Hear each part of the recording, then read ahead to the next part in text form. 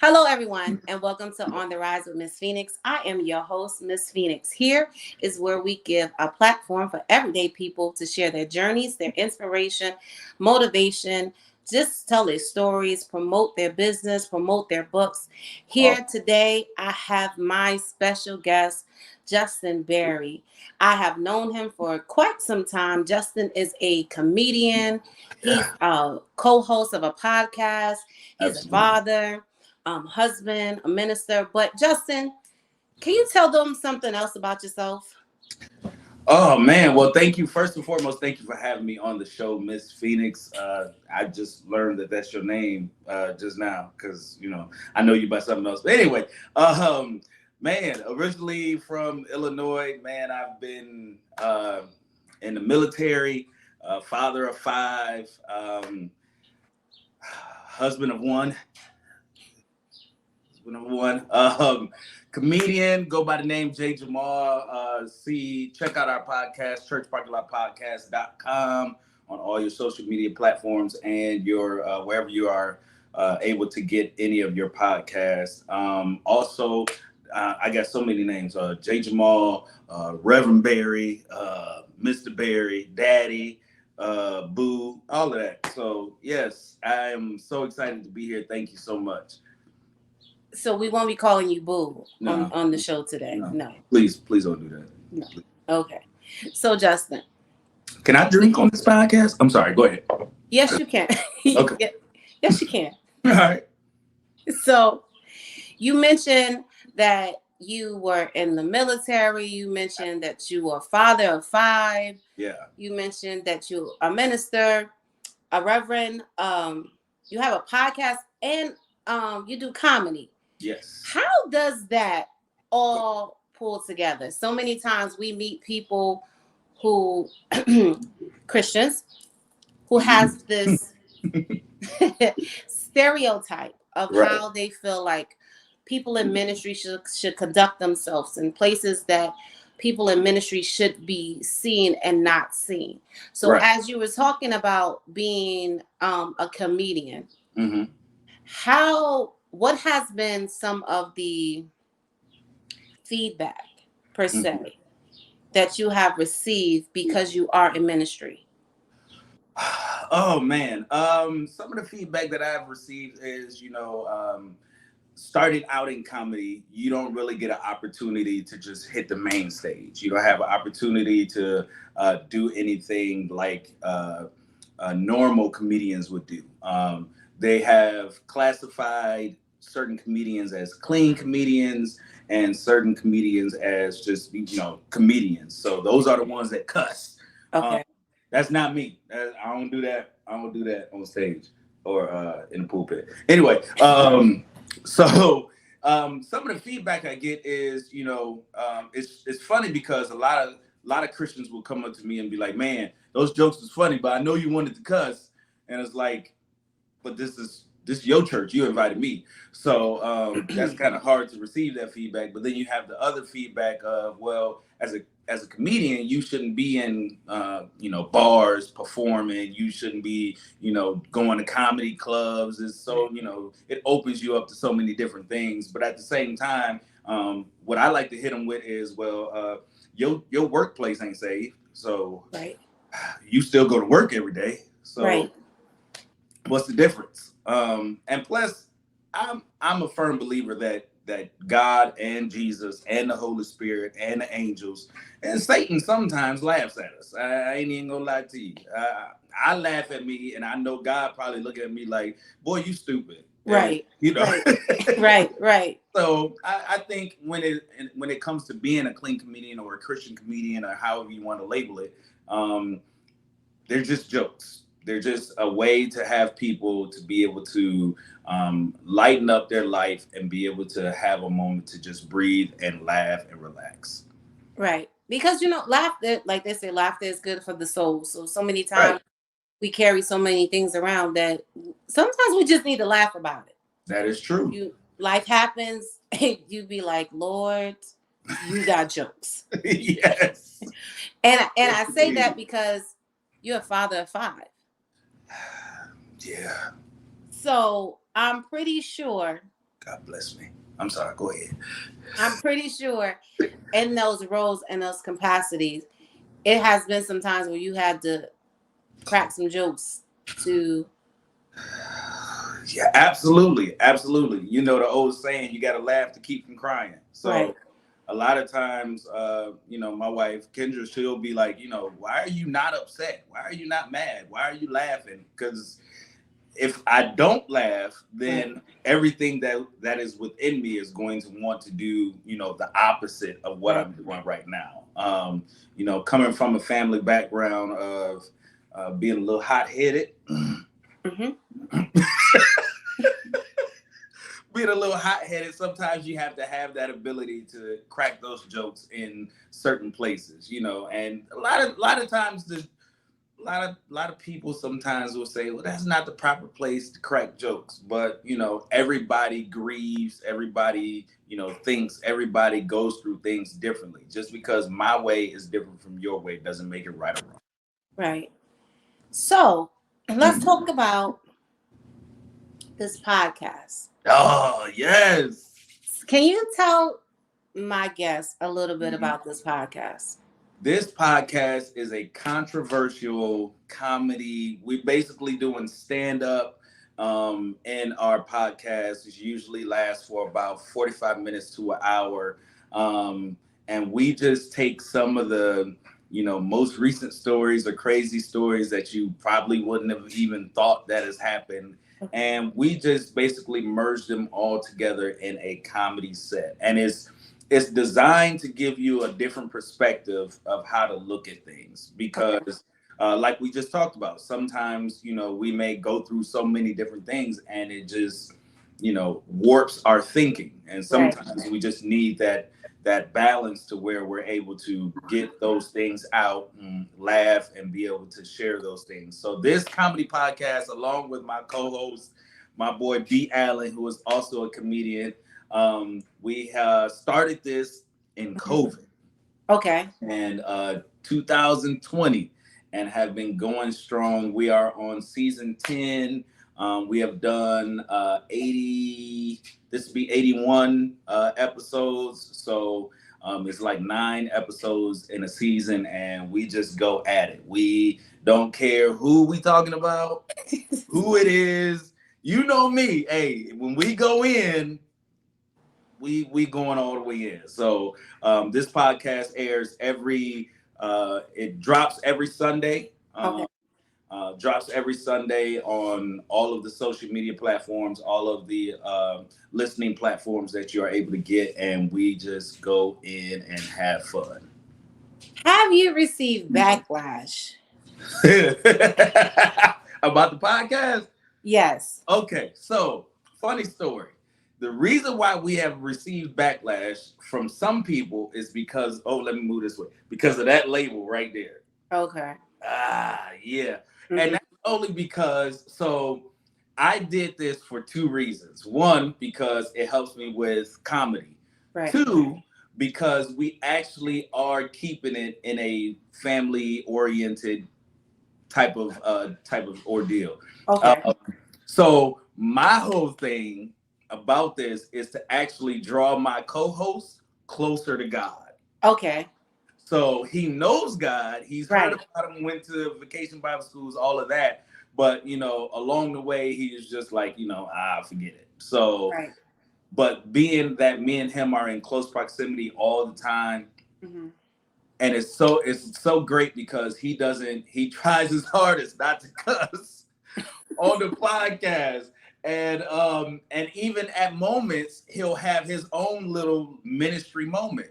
Okay. And so with the backlash, we got backlash for the, what's that? That side right there. We got backlash for that. But we also got backlash for saying the N-word. Oh. And so, sometimes you get the rolling and that thing just come out sometimes. Right. I didn't get phone calls from my mama. Yeah, I didn't get phone calls from my mama. I done had a couple of people, inbox me. It was like, yo, your podcast is good, but y'all go too far sometimes. And I'm like, well, there's other podcasts that you can listen to. So Uh, Right. No, you're right. yeah, you don't have to stay on that station. You can just swipe left or right and go to the next one. So, but that's usually the backlash we get for some of the episodes that we do. And oh, and when we talk about Trump, we had some backlash about Trump, but I didn't really care. So we did another episode after we got the backlash about Trump. So that was where we landed. It's called freedom of speech. Right. Bang bang. So my question is, uh-huh. you wear many hats. Mm-hmm. Is it hard for you at times for people to, they know the comedian, Mm-hmm. they know the person Justin. Right. Is it sometimes hard for them to receive Reverend Barry? And a lot of people don't know, and I'm about to tell that your father also is Reverend Barry. Correct. So is it hard for you sometimes for them to receive Justin, Mm-hmm. Reverend Justin Barry? Right. Knowing that my father is Reverend Willie Barry. Yes. Yes. It sometimes it is hard for people to accept that. Mm-hmm. The only thing that kind of saves me is when they get to know Reverend Willie Barry. Right. Right. Reverend Willie Barry is a comedian in his own right. Right. Yes. So, yes. But the line kind of gets drawn when they see the difference between the two of us. Okay. You know, how he moves and how I move, and their expectation. I would have to say their expectation is met, but it's not what they perceived it to be. Okay. Because, you know, I can be churchy. Right. I can be, you know, holier than thou. I know that that's not me fully. Right. You know what I'm saying? So it takes people a little while to get to understand that, you know, I am my father's child, but I'm not my father. Right. Right. Right. So with that being said, I'm going to talk about your family. Please, let's talk about it. Let's talk about it. Yeah, you include. Yeah. So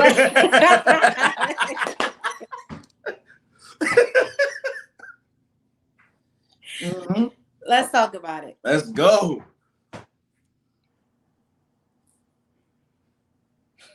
We're not talking about me though. Okay, I mean, where you want to start?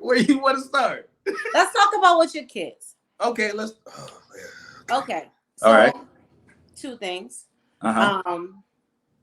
You have older kids. Yes. Yes. You are in ministry. Yes. They are PKs. Right. Yeah. So. Yeah. Why you look like it's gonna hurt? See, it's where we start. All right, I didn't start it this time. Let's go. No, but with that being said, there's a lot of expectations and pressure on being a PK, right?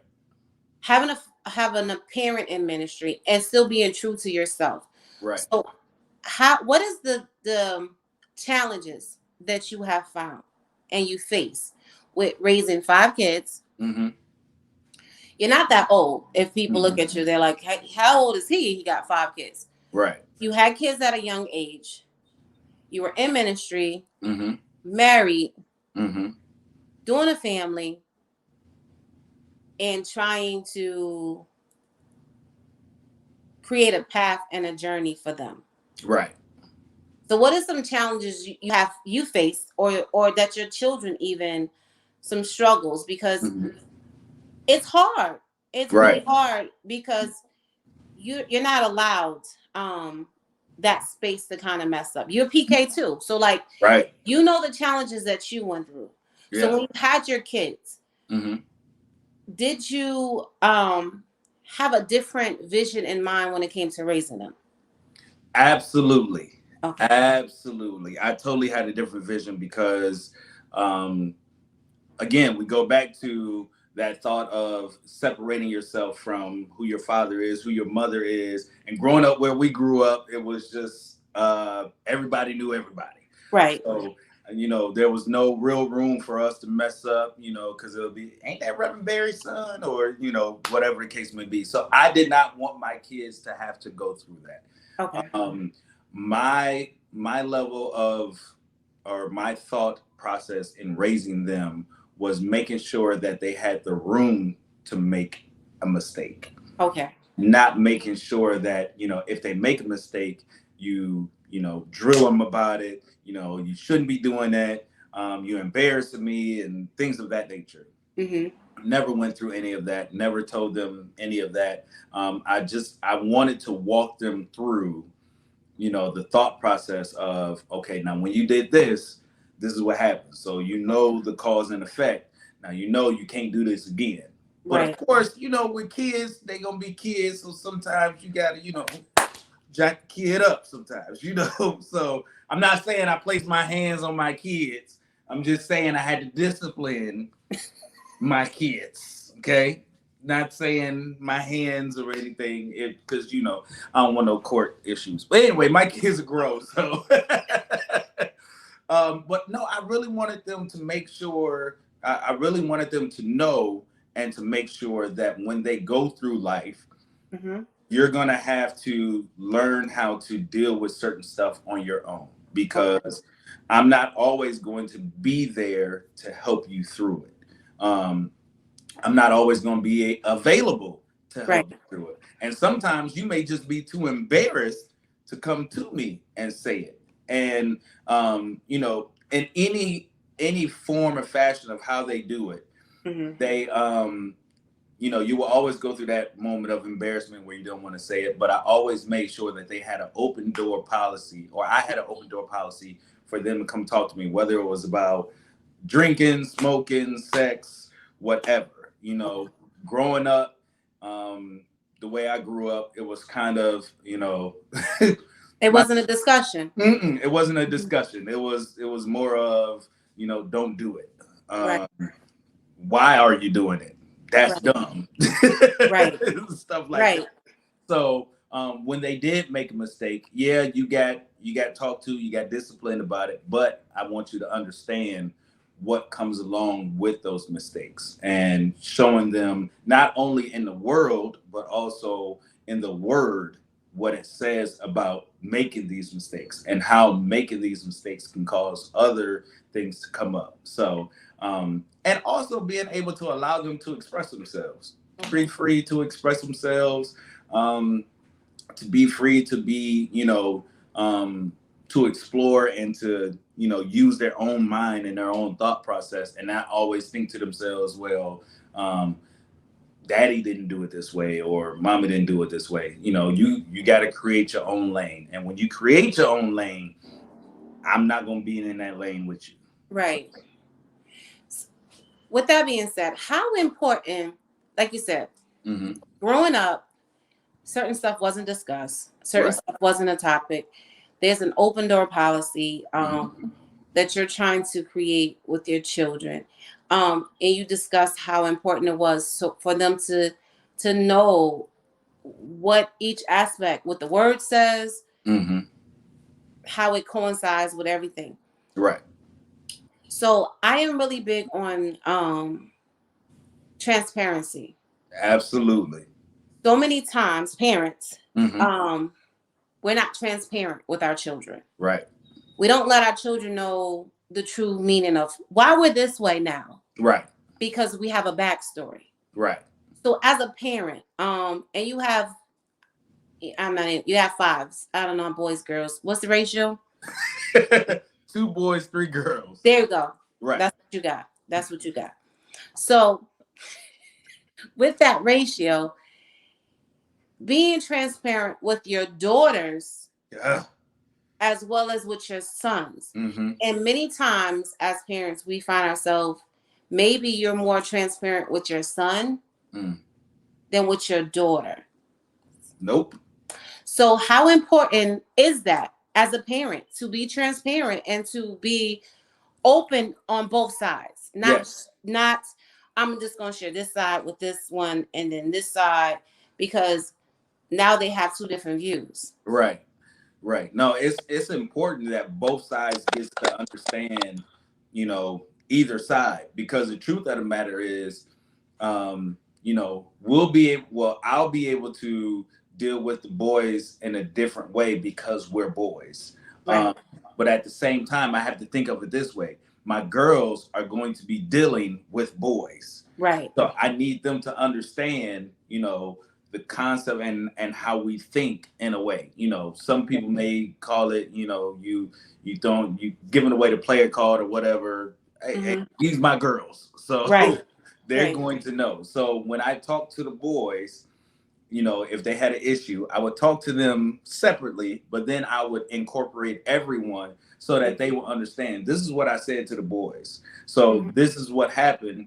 This is what needs to be changed and taken care of. So girls, if you Right. run into this problem, or Right. he does this, or he says that, this is what you need to understand about that, because you can't have it double standard. A lot of times we want to try and make it double standard, and sometimes we still do, because girls are girls, boys are boys. But in today's age and the way kids are growing up so fast, and the understanding that they have, you got to start early, and these Right. girls need to know a lot more, a lot faster, and understand the consequences, or understand what issues may come up when they do certain stuff, and vice versa with the boys. Because right now it seems like these boys are getting game more than these girls are. These Right. girls coming out with game. I'm talking about they coming out, taking people checks, taking people cars, Right. So I need the boys to understand what's going on as well. So what you're saying, and I try to play devil advocate, because a lot of people will be like, well, I know what you're doing, but are you being too worldly with how you're going about raising your children, Right. especially being who you are? Right. And I say that because I think the expectation that we put on people in ministry sometimes is so unrealistic, Right. that we forget that although you are teaching people spiritual aspects of living, Right. you have to still deal with the human aspect. Absolutely. So Absolutely. I believe, with that being said, do you find that challenging at times? Because it may be some things that you handle one way, and then people look at it and be like, that's real worldly, how you handle it. Yeah. It can be challenging, but the truth of the matter is we live in the world. We're not of the world. Right. So there's a distinguishing difference there that I made sure my kids understood. And I mean, reality is, okay, so my kids are 22, the twins are 19, 18, and then 16. So I'm almost done. These jokers almost out of here. So Right. So reality is, once you reach a certain age, and we can go back to thinking about us, and it goes back to what you said of how we don't share our story and the things that we've been through. When we turn, 16, 17, once we got our license, we thought we was grown. We had a car to drive. We was going to parties. We was doing other stuff. And, then when we got 18, we were, doing even more. And then, just kind of progressed. You're not gonna agree with me with that?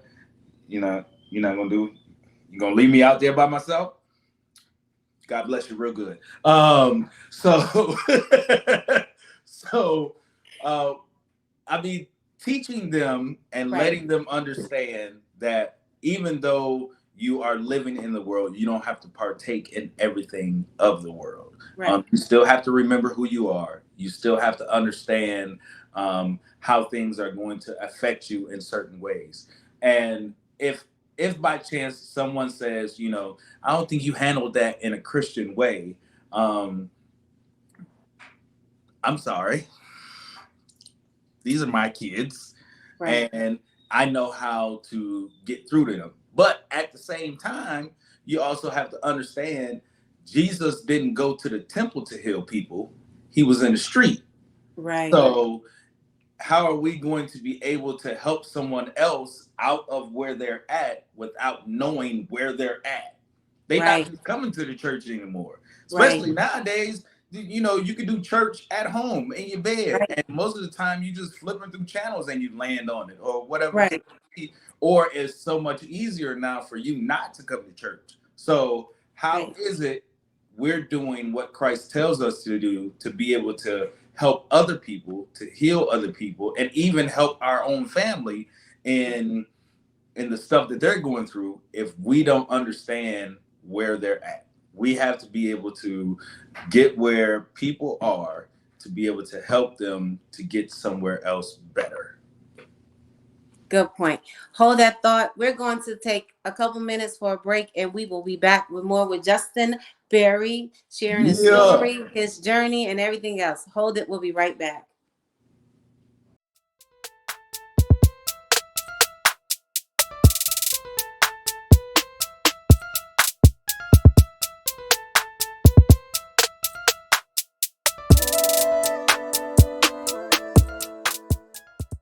Everybody, and welcome back to On the Rise with Miss Phoenix. I am your host, Miss Phoenix. We have more with Justin. Justin's going to tell us a little bit more about himself. Yeah. Justin has a very interesting and unique story. Justin's family is blended family. Correct. He was married once, Correct. divorced, and now he's remarried. So he's going to tell us just about his experience in life and with raising his kids, blending the family, and where he's at now. Yeah. So Justin, Oof. let's do it. Because Let's do our it. audience need to know that it's okay to start over. Yes. It's okay to come together and blend together as a family, and it works. Absolutely. A lot of people don't understand that it works. Right. So you were married before, Correct. and you had kids, Mm-hmm. and it didn't work. Correct. And so from there, you become this father Mm-hmm. of 5 children Correct. alone. Alone.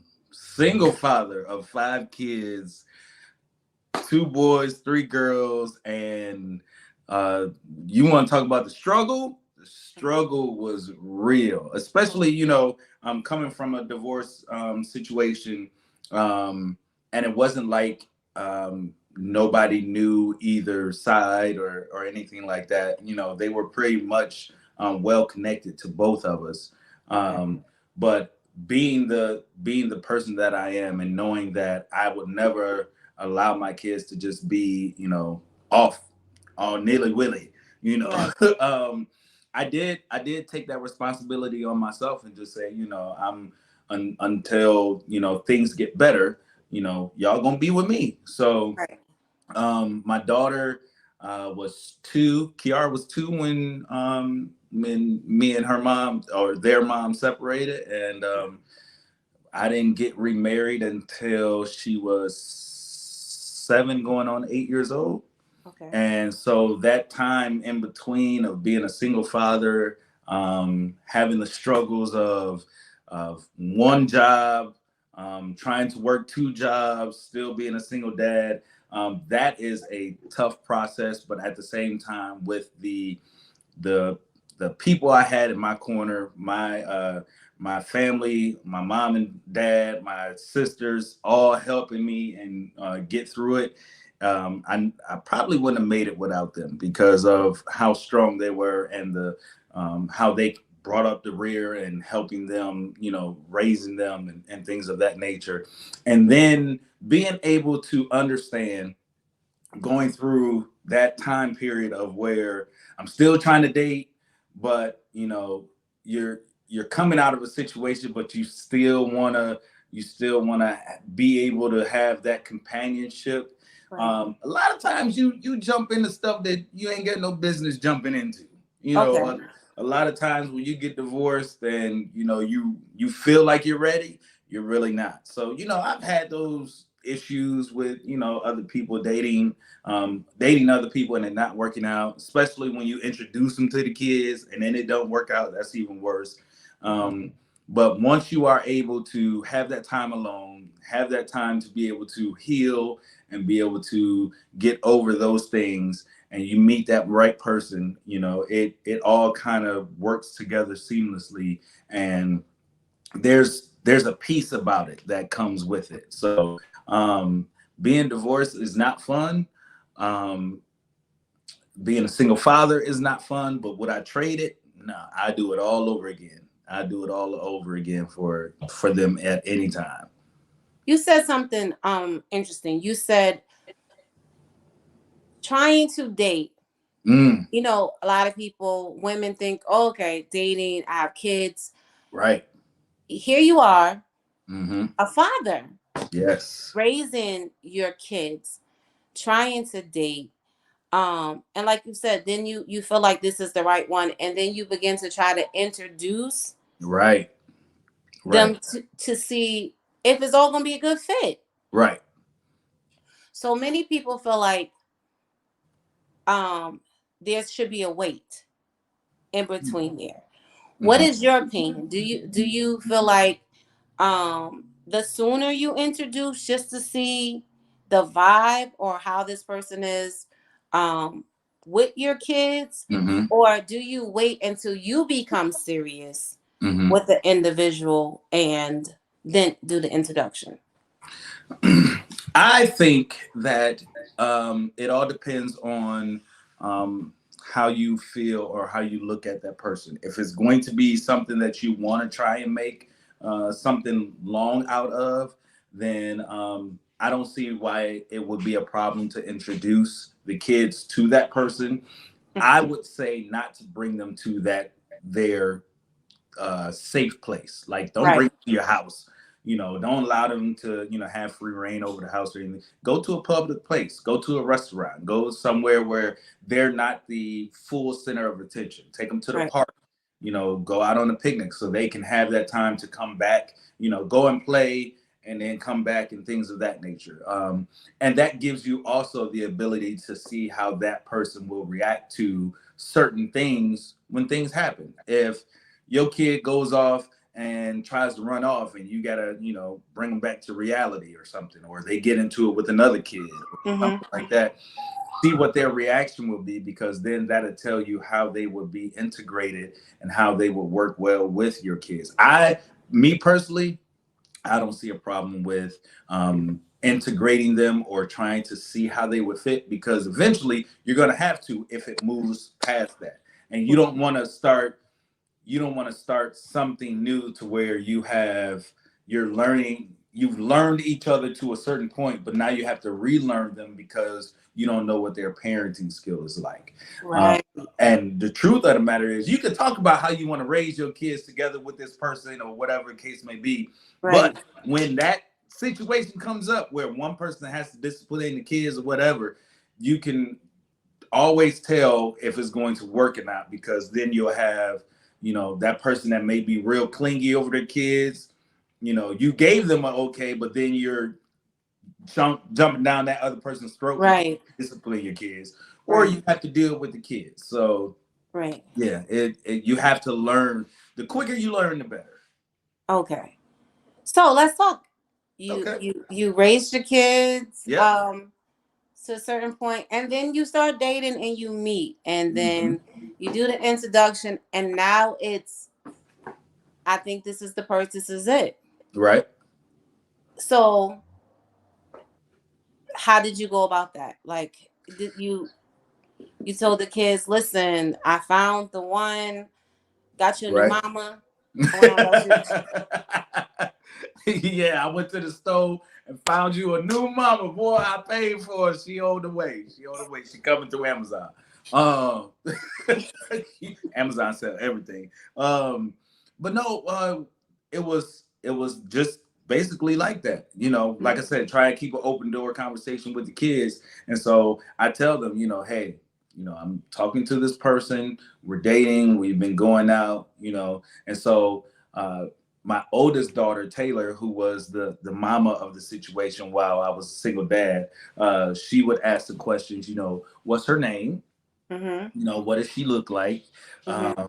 What does she like to do? Stuff like that. And so, I would answer those questions. And even times when we would go out, I dropped them off at my mom's or my sister's and then go pick them up. They would ask questions, and then they got inquisitive and wanted to meet her. So we actually met, at the mall one time and introduced them.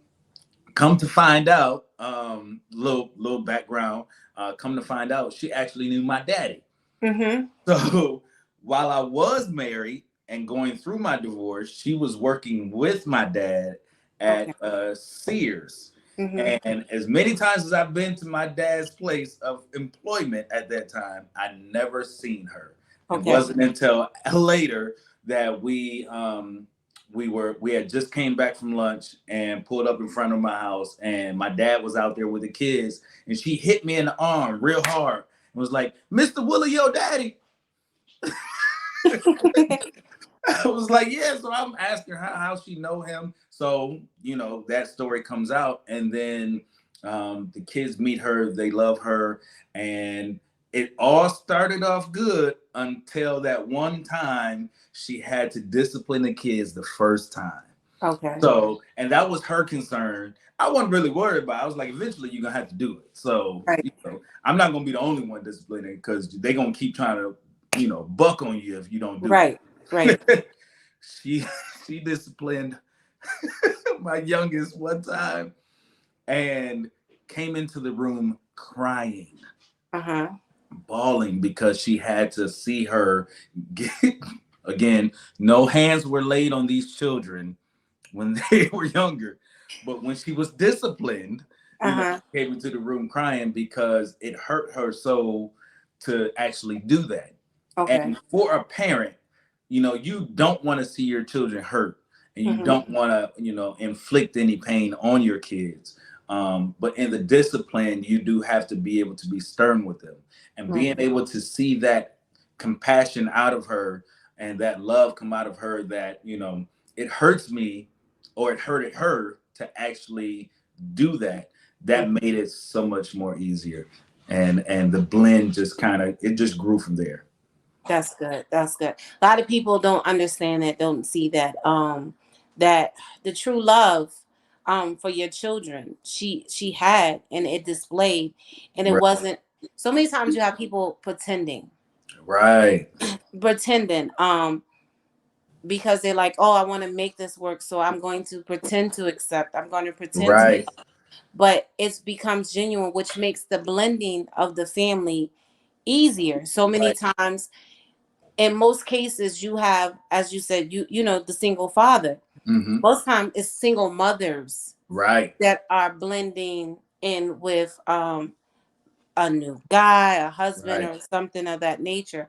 But just for you to have it on the spin, helps my viewers understand that it's a even slate across. Absolutely. You have to really do the work and be willing to.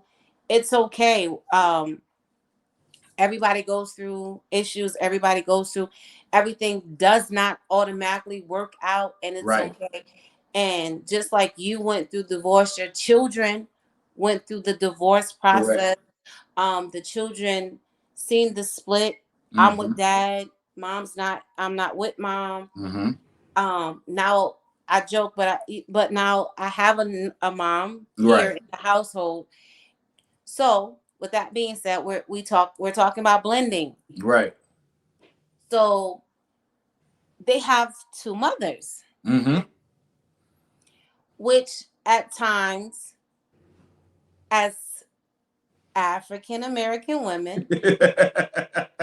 Come on, come on. I'm being real. Yeah, It don't always work out right you're right.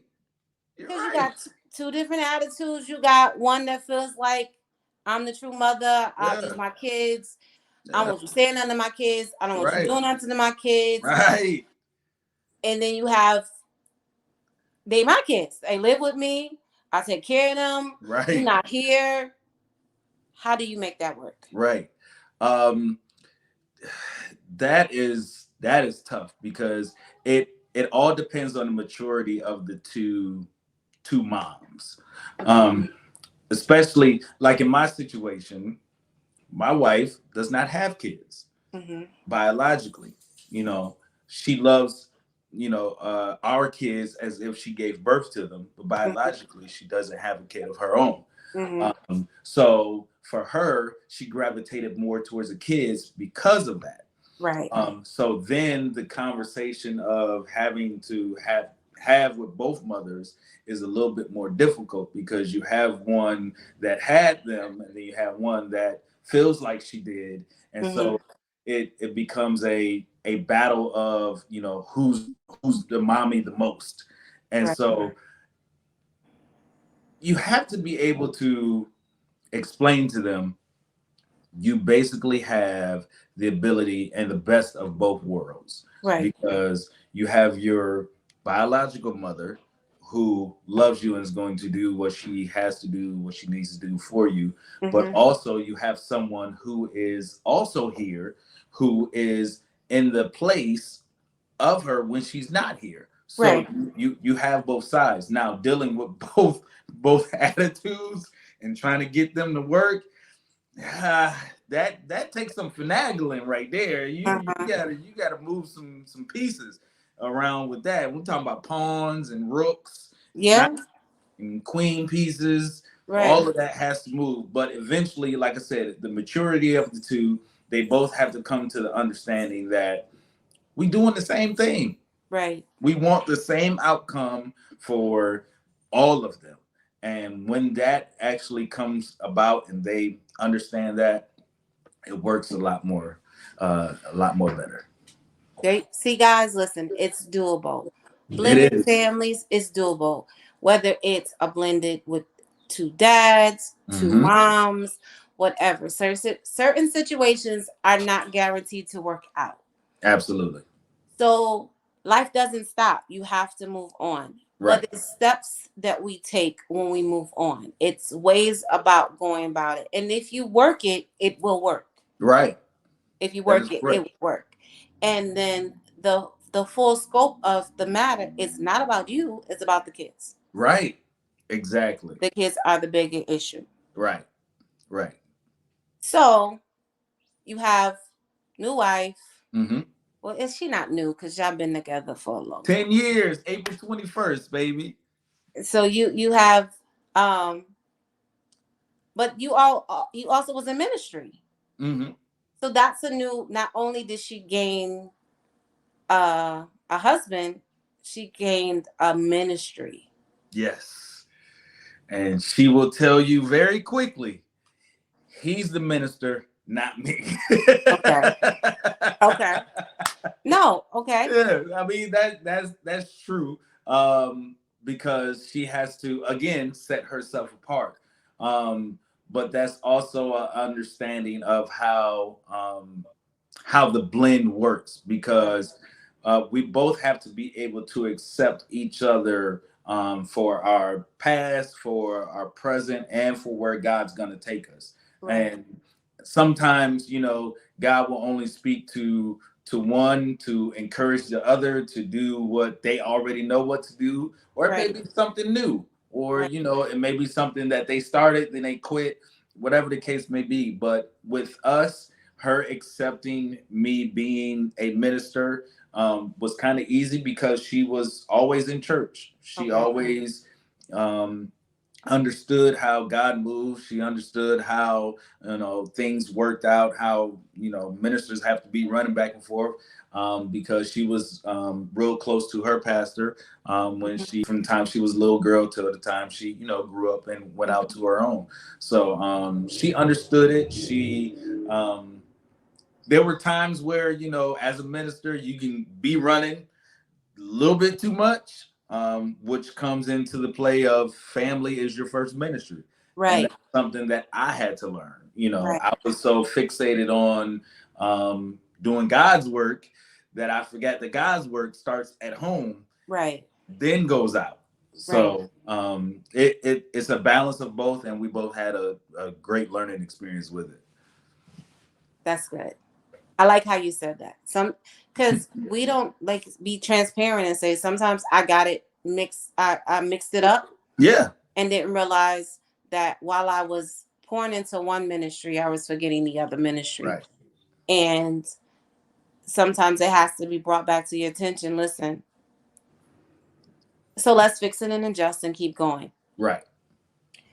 Guys, listen, we can go on and on with Justin about his Absolutely. experience, about blending life. We talked about ministry and how, listen, it's life and we live life because God designed us to have our life the way He designed for us. Right. Laughter is good. Absolutely. Enjoying life is good. Yes. Everyone's journey makes them better them. Yeah. Listen, blended families work, guys. Yes. It works. Justin, I'm going to back away and I'm going to give you room to impart into our viewers anything that you want to share with them based on our conversation, blended families, ministry, the podcast, being a comedian, anything that you want to impart with them. Let them know where they can find you on social media, where Awesome. how they can reach you for bookings, how they can reach you for whatever. I'm going to Okay. back away and give you the platform. Absolutely. I appreciate that. Thank y'all so much for the opportunity to come on to Miss Phoenix podcast. And listen, y'all tune in next week or the next podcast that she has, because I'm gonna tell some stories about Miss Phoenix that nobody else knows. Anyway, this is your boy Justin Berry, man, Jay Jamal, the comedian. You can find me on Facebook or Instagram at Jay Jamal. You can find my blog for Justin J. Berry Ministries, which has daily devotionals Monday through Friday, daily scriptures Monday through Friday, and also coming are some live and some video recorded devotionals. You can also catch us churchparkinglotpodcast.com. That's our website. You can catch us on Facebook, Instagram, TikTok, and you can catch us on all of your listening platforms to check out the podcast. It comes out every single week. Episode 10, or excuse me, season 10 starting this week, coming out Sunday, season 10, episode 1. So make sure y'all tune in, and I appreciate y'all for the time and the platform to be able to come on here. All right, guys. Thank you so much, Justin. I'm just so grateful that you took time out of your schedule to come on here to share your story, because truly somebody someplace is trying to figure out how to blend their families, trying to figure out how to start over. Somebody is trying to balance ministry, Absolutely. life, dealing with a lot of It'll stuff work. that comes with it. So I thank you for sharing your story and being transparent. Guys, listen. He's not coming back to say anything about me. We're laughing, we're joking. I like you like how I know him very well. This is my first cousin. We know each other very, very well. So I really appreciated you coming on. Guys, support. Absolutely. The church parking lot. Wait, Podcast. Podcast. I said it right, right? Okay. Yes. That's what it is. His blogs, everything. All the information's there. Please. We up there, baby. Go out, read them. They will bless you. They are encouraging. the podcast, Yeah, laugh absolutely. and listen. Book him, Please. please. He got 5 kids. He got to feed these kids. She got jokes too. Make sure y'all go buy her book. Look at that. Go buy her book. Yes, please. Buy it. Book. Yes. Because she got a kid in school. Thank you. Guys, thank you for joining in to On the Rise with Miss Phoenix. We are here every Wednesday. Every Wednesday at 7 p.m. where we have real people, real life, real opinions, keeping it real, inspiring, motivating. We're here. Like, share, subscribe, tell a friend. We're here. Okay? I look forward to seeing you guys next week on the Rise with Miss Phoenix. You have a good night where we are here to make you become a better you. Good night. Good night.